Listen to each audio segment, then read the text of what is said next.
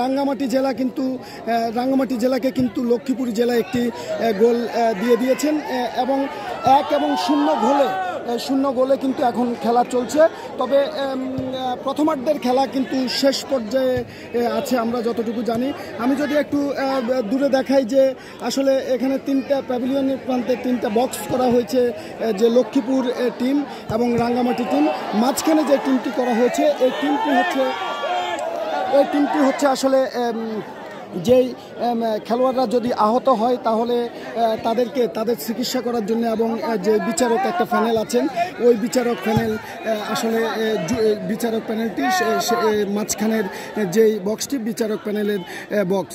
জাতীয় চ্যাম্পিয়নশিপ 2025-এর আসলে এই খেলার কারণে কিন্তু তারুণ্যের যে উৎসব এবং নবপ্রজন্মের যেই দেশ গড়ার প্রত্যয়, সেই প্রত্যয় থেকে উদ্বুদ্ধ হবে নবপ্রজন্ম। চ্যাম্পিয়নশিপ তারুণ্যের উৎসব উপলক্ষে সারা বাংলাদেশে 67 ডিস্ট্রিক্টে ভেন্যুতে আমাদের এই খেলাটা ইতিমধ্যে শুরু হচ্ছে। আমাদের এই ফুটবল এই টুর্নামেন্টের চেয়ারম্যান করা হয়েছে আমাদের লক্ষ্মীপুর জেলা ফুটবল ফেডারেশনের সম্মানিত সভাপতি ও বাংলাদেশ ফুটবল ফেডারেশনের সম্মানিত সহসভাপতি জনাব ওয়াহিদুদ্দিন চৌধুরী হ্যাপি ভাইয়ের নেতৃত্বে এই টুর্নামেন্টটা উদ্বোধন হয়েছে। আমরা আমাদের লক্ষ্মীপুরের ভেন্যুতে আজকে খেলা চলছে। আমরা ইতিমধ্যে রাঙ্গামাটি এবং লক্ষ্মীপুর জেলার মধ্যে খেলা হচ্ছে। তো আমরা লক্ষ্মীপুর জেলা 1-0 গোলে এগিয়েছে। সারা বাংলাদেশে যে উদ্যোগ নিয়েছে যুব ও ক্রীড়া মন্ত্রণালয় এবং বাংলাদেশ ফুটবল ফেডারেশন, যে এখানে প্লেয়ার সৃষ্টি হওয়ার জন্য যে তারুণ্যের উৎসবটা দিয়েছে, আমাদের যে 5 আগস্টের যে আগে যারা শহীদ হয়েছে তাদের স্মরণে যে টুর্নামেন্টটা দিয়েছে, আমরা অত্যন্ত খুশি। এবং আমরা তৃণমূল পর্যায়ে ফুটবল যে প্রতিভান সৃষ্টি হওয়ার জন্য যে উদ্দেশ্য ছিল, ইনশাল্লাহ আমরা আশা করি এটা শতভাগ সফল। এই ধারাবাহিকতা যদি ধরে রাখে ভবিষ্যতে ইনশাল্লাহ বাংলাদেশে ফুটবল উন্নয়নের যে জোয়ার সৃষ্টি হয়েছে, ইনশাল্লাহ ফুটবল আবারও ঘুরে দাঁড়াবে। ইতিমধ্যে আপনারা দেখেছেন লক্ষ্মীপুর জেলাতে যে মাঠটা আমরা ওয়াহিদুদ্দিন চৌধুরী হ্যাপি ভাইয়ের নেতৃত্বে এবং আমাদের লক্ষ্মীপুর জেলা প্রশাসক মহোদয় জনাব রাজীব সরকার, ওনার নেতৃত্বে আমরা যে মাঠটা সংস্কার করেছি, এই লক্ষ্মীপুর ইতিহাসে এরকম মাঠ আমরা পাই নাই। আমরা ইতিমধ্যে এই তারুণ্যের উৎসব উপলক্ষে আমরা মাঠটা রেডি করেছি। আমরা ফেডারেশনকে আমরা ধন্যবাদ জানাচ্ছি, যুব ক্রীড়া মন্ত্রণালয়কে ধন্যবাদ জানাচ্ছি। এরকম যেন আরও আয়োজন যেন আরও অব্যাহত রাখে, যেন আমাদের তৃণমূল পর্যায়ে যে তৃণমূল পর্যায়ে যে প্লেয়ারগুলো আছে তারা যেন সুযোগ পায়, তারা যেন খেলতে পারে, তাদের যেন প্রতিভা তারা যেন দেখাতে পারে।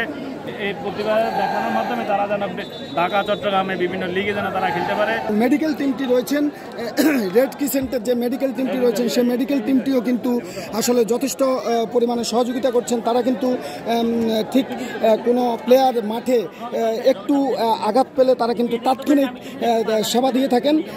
আপনারা দেখতে পাচ্ছেন যে এখানে রাঙ্গামাটি জেলার একজন প্লেয়ার কিন্তু একটু অসুস্থ হয়ে গেছে এবং তারা কিন্তু মাঠ থেকে তাদেরকে কিন্তু এনে এখানে ট্রিটমেন্ট দিচ্ছেন। এবং আমরা যদি একটু কাছ থেকে দেখাই যে আসলে প্রত্যেকেই কিন্তু যথেষ্ট সহযোগিতা করছেন।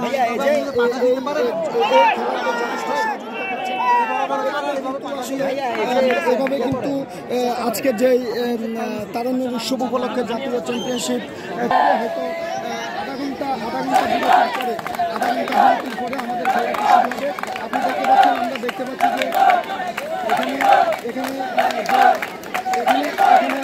দলের পক্ষে স্লোগান দেওয়া হচ্ছে,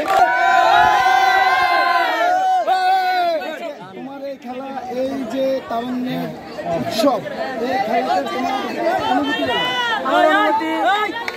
আমার অনুভূতি ইনশাল্লাহ আমাদের লক্ষ্মীপুর জেলা চ্যাম্পিয়ন হবে। এখান থেকে আমরা আমাদের লক্ষ্মীপুরে একটি সুনাম অর্জন করবো। ইনশাল্লাহ আমাদের লক্ষ্মীপুরের নাম জায়গায় জায়গায় ছড়িয়ে যাবে, এটাই আমাদের প্রত্যাশা।